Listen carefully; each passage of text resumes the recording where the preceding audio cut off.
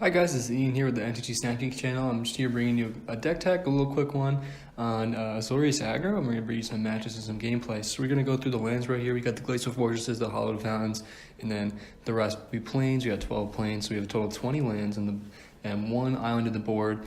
4 Dauntless Bodyguard, 4 Legion's Landing, 4 Sky Muncher's Spirit, 4 Sublime Century, 3 Danto Vanguard, 2 Baffling End, 2 Tithe Taker, 4 Benalia, 4 Marshall, 3 Conclave Tribunal, 2 Johnny's in the main, and 4 Venerated Loxodon.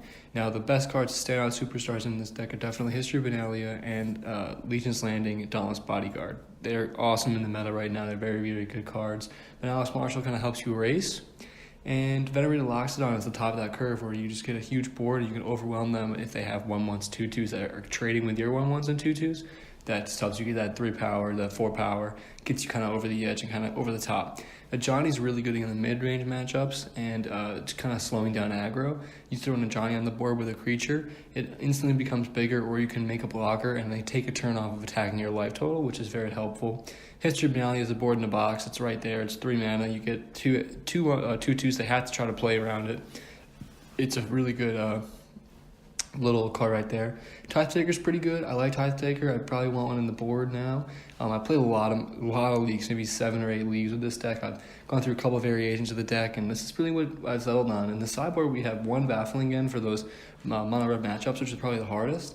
We have 3 Honor Guards, also pretty good against the red matchup, but it's also good against the Explorer deck. It's amazing against the Explorer deck. An Unbreakable Formation, also for aggro. I don't bring in too much. A Leonin War Leader is kind of my own personal taste. That's more of a control matchup that I bring that in, maybe. Something where it's mid-range and I want to have more threats that have more of a top end. I want to have that late game potentially. Deputy Detention, it's okay, it's fine. It's pretty good against decks that have a hard time moving your stuff like Mono Blue, so I would definitely bring it against Mono Blue. 1 Spell Pierce for aggro and Mono Blue. 2 Disdainful Strokes against those huge like Boros Angels, or even I bring it in against the Simic Nexus. I think that's really effective against Simic Nexus. We also have 3 Negates, which are also will come in against Simic Nexus. You definitely want to have those in the board. And then we have the 1 Island, obviously, for just bringing in when the mana's. When you bring in all those blue cards, there's just only the 8 blue sources, so it gives you an extra blue source. It's definitely not a bad idea to have that in the board.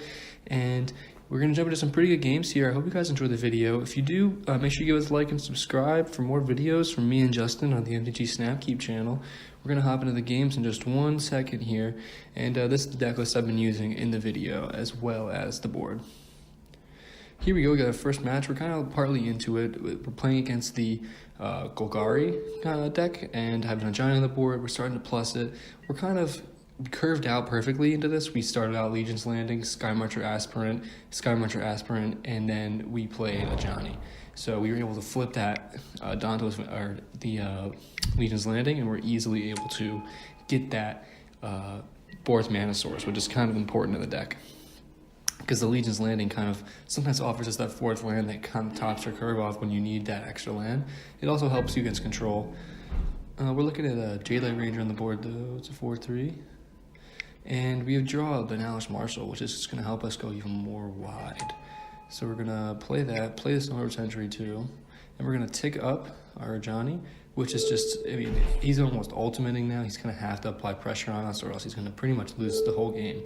And so we're going to thinking about buffing the Marshall. We definitely want to have the lifelinker because it just creates more life. Like if they have to trade, it's a bad trade for that opponent.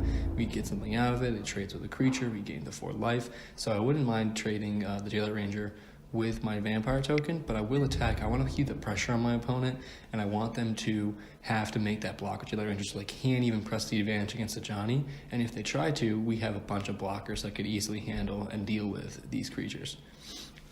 So the opponent elects for the block there. Bad block for him, though. He loses his Jailer Ranger, and I gain 4 life, and it was just a simple token for me, and I still have multiple creatures on the board that can do a lot of damage. And I'm trying to be the aggressive one in this matchup, and he just scoops it right up. He doesn't even want to play against that. He was so far behind. And so now we go into our board a little bit, and we're going to see exactly what I do. I put in a few of those because I know those explore creatures are going to be pretty troublesome. There's not too much removal in this deck, so we're going to put in a Baffling End to kind of top it off. Take out a Loxodon. I don't like when we're trying to play these mid-range matchups where the Loxodon makes you tap all your creatures. There's a huge momentum swing for the opponent, and having to take a turn off just to get +1/+1 against a deck that can just play bigger creatures. So that's definitely, I'm going to take one of those out. I took out the Conclave Tribunals just because I don't like how efficient it is in this matchup. Most of the creatures we care about are at 2 and 3 mana, and we want to be able to get rid of them, so we want to have as many Baffling Ends as we can in the main deck. This is the keeper right here. It's a good hand. We got 1 mana Summer Sentry, 2 mana Arna Guard, which helps us keep that J-Light Ranger offline for the opponent. So we're going to be able to drop that down, which is definitely going to help, but since he has land nowhere else, he can play a J-Light Ranger and still get the Explore triggers, which is a little bit of a bummer, and we'll see what the opponent does right here.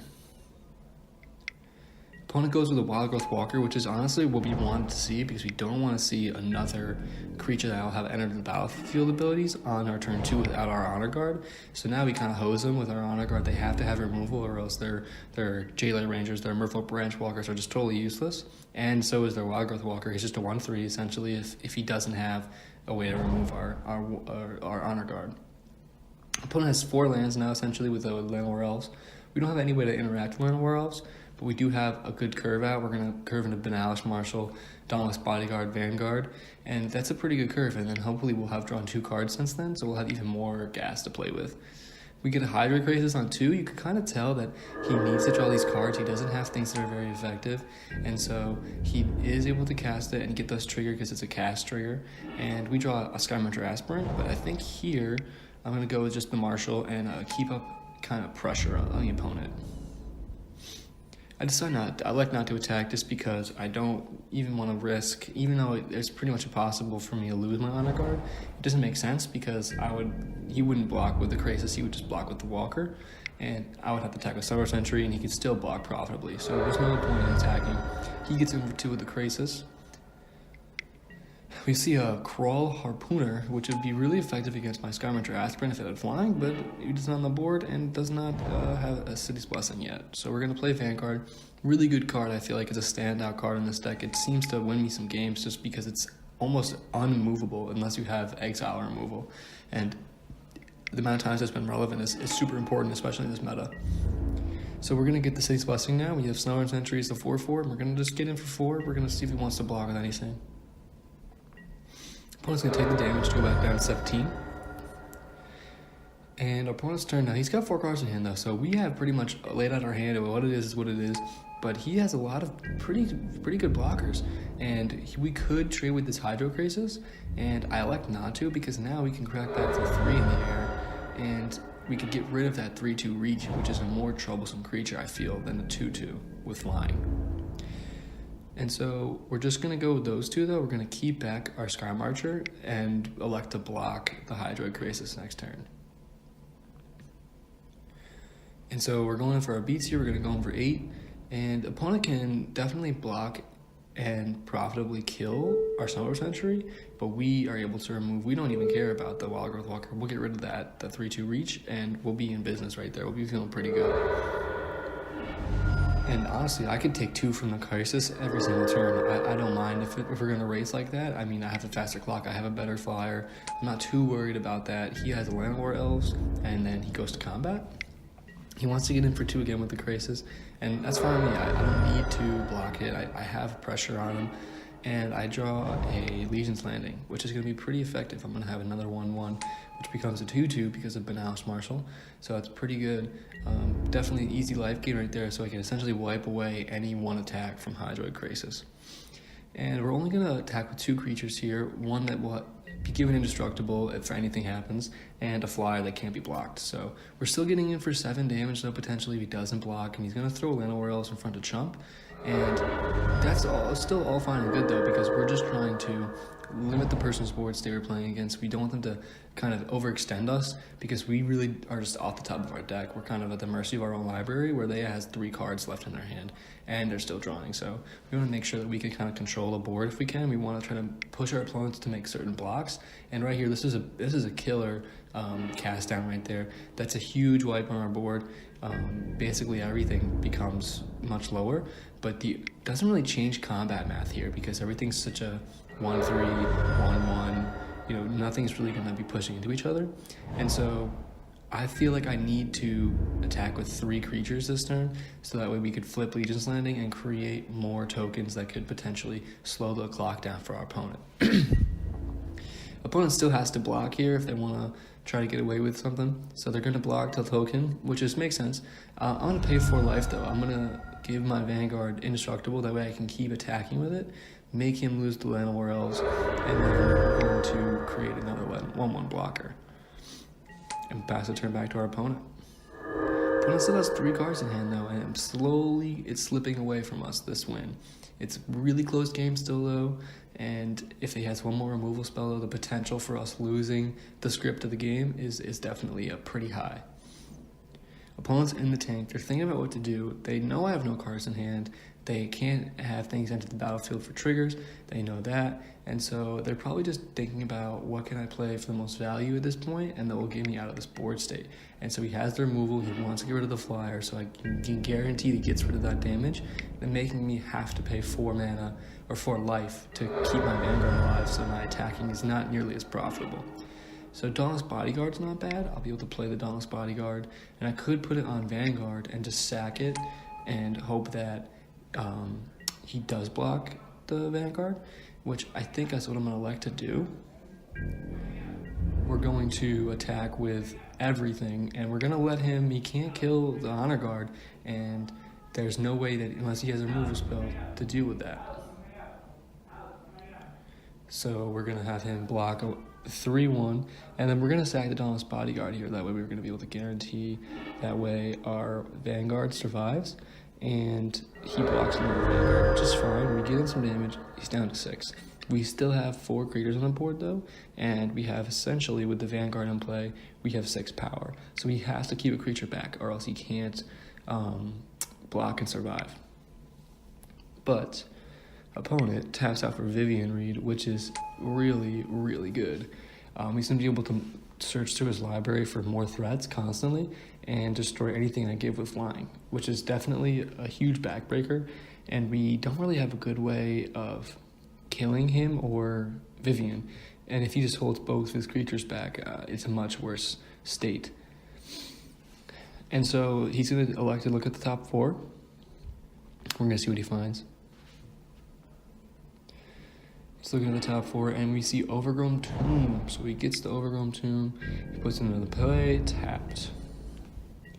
He passes it back to us, and we get another Vanguard, so we can do the same thing again. We can attack with a Danto into Vivian Reed and try to force a block where we could be profitable, even though it's almost like a 2-for-1.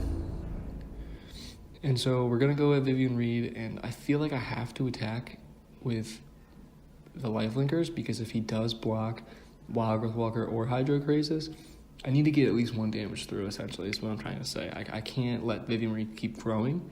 I have to apply the pressure onto that Planeswalker, or else it will get out of control. And so he'll block with both of those, and he'll let Vivian drop to 3. At this point, I'm pretty much too far behind. I need a lot to happen for me in succession for me to kind of flip the script and make it easier for me to come back in the game. So Vivian pluses again, and he finds a Breeding Pool. I'm assuming, though, he has a Hydro Crisis because he keeps finding lands, and he exiles my Honor Guard, which is another just step in the wrong direction for us here. He plays a Watery Grave, and he will attack with the Hydro Crisis, bringing us down to 8. So it's even Stevens at 8, but he definitely has a very big advantage in the match. I'm going to draw another land, and at this point, it's kind of hopeless. Almost, I would say. I could attack with Vanguard still into Vivian and still profitably get in for 3, but I'm going to elect to attack with all 3, trying to kill Vivian, he has to block Vanguard or else Vivian's going to die. And if he does block Vanguard, I either have to pay 4 life or sacrifice my 2 power to hit Vivian. And so it looks like here, this is a hard decision because it could swing the game potentially if he had, only lands in his hand. So he's thinking it over. He's thinking the right block for him is definitely the Vanguard. Make the decision to sacrifice the Dauntless Bodyguard, which would bring it to 1. I pay the mana because I want to hit the damage to Vivian. I go down to 5. He loses Wild Growth Walker, though, and he only has a 2/2, so at this point, I have potentially flipped the script onto my side, but then he finds a Hydroid Krasis, and it does not look good for me now. He's going to be able to play it for essentially like 8, I think, and that's pretty much the game for me right there. He's got to keep back 1 blocker, and that's it. It's a 6. It's a 6/6 flyer trample with drawing 3 cards and gaining 3 life, so that's right there is pretty much where the game ends for me. I have no way to get attacked through and successfully kill Vivian and the opponent in enough time. He'll be able to swing back and kill me next turn. And especially with the planes off the top, there is no way to really survive. So I scoop it up, and we see a Baffling End. Would have definitely helped us if we top deck that. And so we go into our sideboard again, and I'm thinking about bringing in Disdainful Strokes for the Krasises, and the Vivian Reeds, but I think that Tithe Taker would be that's a hard choice. I think in this matchup, if I can counter a Vivian Reed or if I can counter a Krasis, I can still stay in the game and finish off my opponent because of that big blocker loss. But it is a difficult decision you have to make at that point. Do I keep this card? Do I take out this Tithe Taker? If I do draw a Tithe Taker, I top deck that in late game. I'm not going to care if I top deck it in the beginning. I might want to play it, but I think the Disdainful Stroke has a longer time where I want to draw that card than the 2-mana Afterlife with the Tithe Taker. I can't remember the name of it. So right now we have a perfect curve. We're going to drop the Legion's Landing, hit him for 1, and we have a Vanguard as a backup right here. Coming down to turn 2, and then by the time we hit turn 3, we can either remove something he plays, or we could play History of Benalia and just apply a ton of pressure on the opponent. So we see a Wild Growth Walker. We don't really have an answer for any things exploring, and then we top deck Honor Guard, and that has to be played. We're going to play Honor Guard. We could play Dauntless Bodyguard and then protect it, which is huge. I mean, that synergy is really powerful. You don't really ever think about it.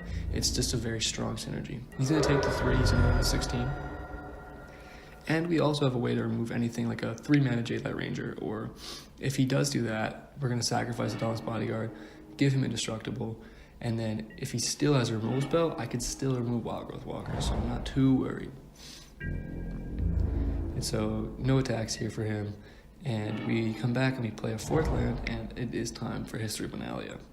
And so this is a huge momentum swing now. Even if I top deck lands, I'm still essentially creating a 2/2 every single turn, which is still a clock. It's still pressure, and he can't block it profitably. He can block it and not take damage, but that means he's going to be sacrificing the choice to block other creatures that might do more damage. So it's definitely good for us. Our opponent is at 3 lands still, and he plays a Branch Walker. No Explorer trigger.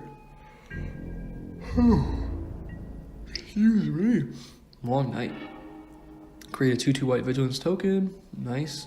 We have a really good board state right now compared to our opponent. We could take away a Jadelight Ranger or a Wild Growth Walker if we wanted to, or we could literally curve out and play the Loxodon and tap everything, which could be a potential for the right play, and I'm thinking about what I want to potentially tap. So I'm figuring I'm going to leave a Baffling in, tap 2 of my tokens, and play this Venerated Loxodon.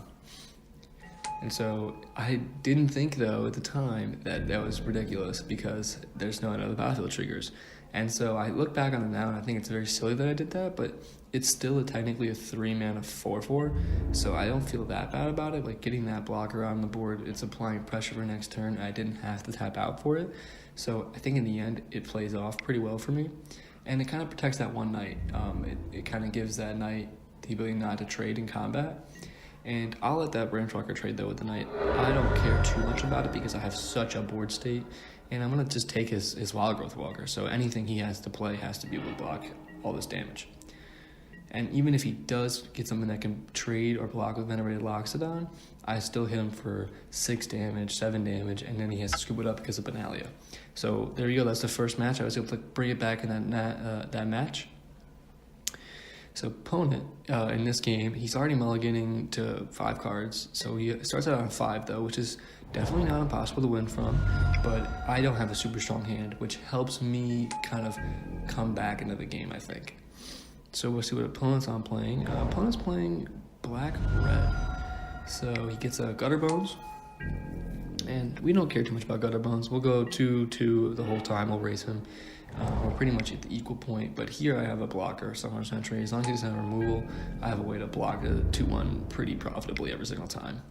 And if I do play Benalis Marshal and it survives, instead of Summoner Sentry, I could block any 2-1 he plays, essentially. And we see 1 mana still on the opponent's side, and we get a Stomping Ground, and it comes in untapped, so it's down to 14. Black-red, and we get a Freebooter. So Freebooter, I don't think can take, I was checking right here, can't take my Benalis Marshal. So he kind of hits a dud there with his Freebooter. I draw another land. We need to stop top decking lands too if we want to win this game. Lands will not help us get there. We need to have 4 lands the most, and the rest we need gas. We need gas for the rest of it. Can't lie. We were looking pretty slim here. I was kind of worried because I could attack into the Freebooter, and I think I should have. Actually, no, I was wrong. I'm thinking City's Blessing. That's my bad. So he passes right back to us. It looks like he's a little mana screw potentially from his 5-hand keep. And so I draw Baffling Hand, which is definitely not a bad draw. I'm thinking I'm going to get rid of a creature here. I'm probably going to get rid of something that's harder to deal with recurring, and that's Gutter Bones. So I could really hose my opponent if they don't draw more lands. And I'm going to hose them right now, potentially. I think it's the better play for me to win the game. It's not maybe the best play long term, but if I could potentially take my opponent's momentum completely out from underneath them, I think that's the play I want to make. Whatever is going to guarantee me the highest percentage chance that I'm going to win as soon as possible is what I wanted to do. And so we were able to attack with everything other than really Summoner Sentry and trade easily with this Freebooter. So we're going to attack with everything. I think he's going to elect to block probably the Skymarcher Aspirant, but he blocks the Summoner Sentry, which is fine. We get him for 6. He's down to 8. And so opponent has to draw land here, or else they're definitely screwed. And they just scoop it up. So that just shows you how effective this deck could be, even when there is, yes, they put him ult to 5, but just playing our stuff and attacking, we put immense pressure on him, and he had to make hard decisions, and he didn't draw lands to draw out of it. And so that was just showing the power of the deck. Even with the bad cards, it could still win pretty good. I like this deck a lot in the meta. It's very consistent. And I think I'm going to bring in a Baffling in and take out a Vanguard. I just feel that in this matchup, he probably has a ton of removal and a lot of creatures I don't want to see, and I'd rather have an Honor Guard in that spot than I would have a Vanguard that hits me for 4 every time. Gotta get a drink of water real quick. Take a little sip. This talking is just killer. And so we're going to take out, I'm thinking a 1-drop is not as effective. It's the question of which 1-drop isn't the most effective. And I dropped the Skymarcher because I felt like if there's a Freebooter in play, it could almost always block. And I can't trade. I can't afford to have that trade. I need to keep getting damage. So we need to mull to 6 here. This is a keepable hand. And this 3rd land is definitely not what we want to see. So I think I scryed it to the bottom. I hope I did, because looking at this hand now, geez, I would not want to keep that. And so first card off the top is the Plains. So even if I did scry to the bottom, it doesn't matter. We're going to pay 2, we're going to play Summoner Sentry, and we're going to be able to block any either early damage, maybe either removal spell. We do have 2 removal pieces, and we have a way to play them all, essentially. And if he does play something we have a hard time dealing with, we'll have a much easier time dealing with it if we have the 2 removal spells. So I don't feel terrible about this hand right now at this point. Opponent places stomping ground tapped, and then he passes the turn back to us, which is good for us. And now we have a third removal spell, so we could definitely really hose our opponent. We just aren't really making the game state progress. We don't have any attackers, and now for the first time we have Tithe Taker, which is essentially I need to be attacked or destroyed if I want to be playing my spells when I want to play them. And so it seems to draw a lot of removal almost immediately. And it's easy to remove, it's only a 2-1, so he shocks it, but we have the Afterlife, so we still keep something on the board and as a blocker, or maybe another 1 point of damage. But he plays Freebooter, and he's going to see my hand. He could take a Tribunal, he could take a Baffling End, but either way, he kind of knows that he can't keep up this 1-for-1, because I'll be able to take it and to Baffling End. And for me, the play is simple. I'm going to take my Baffling End back and put my opponent back another turn. And I still have a Tribunal, and if you play something earlier, I can play Baffling End. And so I hit him for 1 right there. Just going to get him for 1, real easy. Hits him down to 1. 19.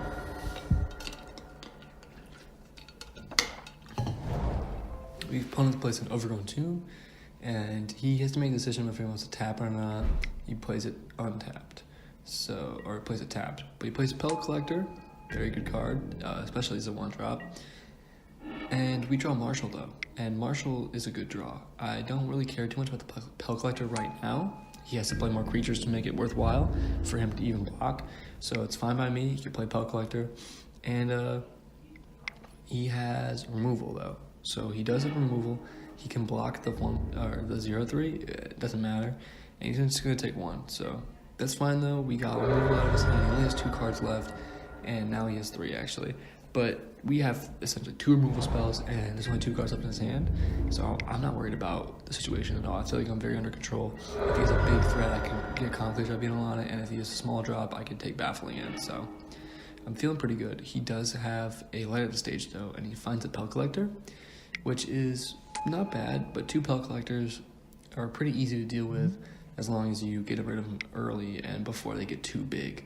And that's pretty much what I have to do now, because he pays Spawn of Mayhem, and I can deal with the 2/2. 2/2s aren't impossible to deal with or anything, but the Spawn of Mayhem can be a problem. A 4/4 Flying Trample, I can't deal with that in this deck too well, so I need to use my Conclave Tribunal to get that off the board.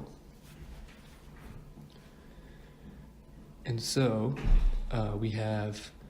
he's got 8 power on the board, but it's in the form of 2/2s and the 4/4 end, so I feel still pretty good. He has no cards in hand. I have my Loxodon, I can curve out on and give everything 1/1, and I still have my draw step, so opponent's tapped out, he can't do anything. I'm not really sure what my opponent's doing. And I untap with a Hollow Fountain, which I think is perfect. I'm going to pay the 2 life for it, and I'm going to be able to do multiple plays in a turn now. So I'm going to be able to tap 2 of my creatures and take away his Spawn, or his Spawn of Mayhem. And I'm going to be able to play Baffling End on a Pellet Collector and really affect his board state. And now if he draws lands, a 2/2 is not going to end our deck, that's for sure. And so we're going to be able to hopefully draw out of the situation we might be in, where if he's top decking small threats, I could find things of my own to kind of go over the top. Once we get the City's Blessing, that Summer Century is going to be a very good card in this matchup, so I like that card in this matchup because it's an easy early blocker, and when you get enough board state created, it's a deadly attacker at times. And so I really do enjoy that card. I think it's pretty effective, especially against things like Gutter Bones and Pellet Collector. So opponent has another land, and he has a Gutter Bones. That's fine by me, we'll let it happen. And then he hits me for 2, I'm going down to 13. Thinking this turn now, I'm going to draw my card and play Loxodon, put both +1 counters on my Flyer and my Shumphorn, but I draw another Baffling End, which I think is still the right play. We don't want to let this Pellet Collector get out of hand. We could block that Gutter Bones, it's not a big deal. We get the City's Blessing, we can hit him for 4 now. I'm not too worried about the opponent top decking their way out of it, because even if they do top deck a big threat, I can convoke my Venerated Loxodon onto the board and have 2 4/4s and a 2/2 flyer, so we have ways to go over the top. So I'm still feeling pretty good, so we'll see what opponent draws on the top of the deck. He gets in for 2 with the Gutter Bones before he plays anything. He gets me to 11, and then he plays 3 mana Spawn of Mayhem on for its spectacle cost. So he has another 4/4. That could be a problem. I mean, that's a bad top deck for us. For him, like, I mean, him, it's great, but for us, I mean, there's no way. Like, that's a tough one. So Legion's Landing, I'm definitely gonna play this. That way, I have another thing I can buff, kind of just another threat to make a bigger token. And so we can't attack with 3 creatures this turn, but we can next turn. And I don't need to flip this Legion's Landing, but it would be nice to have that Legion's Landing flipped. That way we can constantly make 1/1s that could block Gutter Bones infinitely if we have 3 mana. So that's definitely a good thing to have on the board. So Spawn of Mayhem does 1 damage to us here, and he passes turn right back. He wants to draw a land, maybe a removal spell. We sadly top deck another land, and I'm reading Mayhem because I haven't seen it much in Standard. I really haven't played this deck much. It's a pretty spicy looking deck. But I'm going to attack with my 4/4. I'm going to want him to make this block. And if he doesn't make this block, I have a 2/2 blocker and another 2/2 blocker with lifelink. So he has to make a block of some kind. And it takes 4 moves to 9. And so he might get this 5/5, make it a 5/5. But I have 8 power in 2 creatures and 8 power or 4 power in 2 others. So I have it's a hard way for him to come back. And he scoops it right up. He knows he's going to lose that game. And so our last match of the day, we have our opening hand of Benalis Marshal, Adano Vanguard, Baffling End, Dauntless Bodyguard, Loxodon. So we're going to go turn 1 Dauntless Bodyguard, which isn't really ideal. We want to have something on the board for it to protect. But if it's just a 1-mana 2/1, that's okay by us. We're trying to get damage in. That's essentially what it is. So it looks like we're playing against Mono Red, and he puts Runaway Steamkin down, and I put down a Eternal's Vanguard. This card is really good in this matchup. He has to expend a ton of burn spells to try to kill Vanguard if I'm willing to let it happen. I usually let it go where once he 2-for-1s himself, I'll let it die. And so Chain Whirler comes down, and I'm going to let it wipe the board because I don't think it's worth 4 life. I could just take it away next turn and try to deal with the Runaway Steamkin later. So I let it wipe my board. I play another Vanguard instead, where I think I should have removed Chain Whirler, get rid of that 3 damage just right away. And he plays another Chain Whirler, so I definitely should have. And at this point, I think it's worth it to try to keep my creature on the board. It's indestructible. I could block the 3/3. And so I'm not too upset about that. Down to 12, though, which is a huge problem. And then he lights up the stage. This deck is so explosive, this red deck. And my deck is definitely far behind. I need a 3rd land, or else it's essentially a lost cause for our deck at this point. And so he comes in for 4 and 3. I'm going to block the 4/4 because it just makes more sense. I'm going to take 3 damage, go to 9. And it looks not too good for me right now. I'm going to draw that 3rd land, which is going to help me. But I need to remove a lot of threats still from my opponent. I'm going to play Skyrider Aspirant, and I don't think I should have removed the Chain Whirler. I think I should have removed the Steamkin, and I'm thinking about it here, but I don't know if I chose it. I did. All right. I was worried I was going to choose that. Because these 3/3s with First Strike are hard to deal with for sure, but if you don't get rid of that Steamkin, he could just constantly make mana. And so sadly, he does have it. He does have 2 cards left in the hand, so he could have Experimental Frenzy potentially, but instead he's a Lava Coil right on my Aspirant, and he's going to attack with a Chain Whirler for 6, and I can't pay 4 life to block and survive with a creature, so I'm going to have to chump 1. And I'm thinking about chumping, but it's essentially, at this point in the game, it's pretty much over for me. He's complete advantage. Even if he has 1 card left in hand, I can't play my hand, and I can't block enough damage if he casts 1 spell. So there's still hope that if he doesn't cast a spell, I could chump for another turn, and maybe draw a land and play 4/4. But this game is over for me. There's no way for me to come back. He has another land, he plays untapped, and he plays Experimental Frenzy. He makes that a 3/3. I can no longer block enough damage to survive another turn, and so that's essentially the game. We're going to scoop it up. And so we're going to go to the board, and this is a mono red matchup, so I've taken out Najani because I played 1 game prior to this against the mono red matchup, and I put in a Lino and War Leader because even though it gets Lava Coiled, it demands a removal spell, and it makes lifelinking tokens, which could be a huge difference in this matchup. And I don't know if I like it better than the Johnny, but I definitely do like it on the matchup. I probably would want to take out a Loxodon instead, but I wanted to have something that could block these Chain Whirlers and not die. So I wanted to keep that in. And so this is a hard keep. I don't know if I can keep this, and it's just not fast enough, so I mulligan. This is a much better hand, so it's a good thing I mulligan. We could keep it on top and make it the third land, but you really do want to see a third land in this hand. If you don't draw a third land, it's not a very effective hand. You need to make sure Benalia resolves on turn 3, especially against this mono red. And so we draw a third land.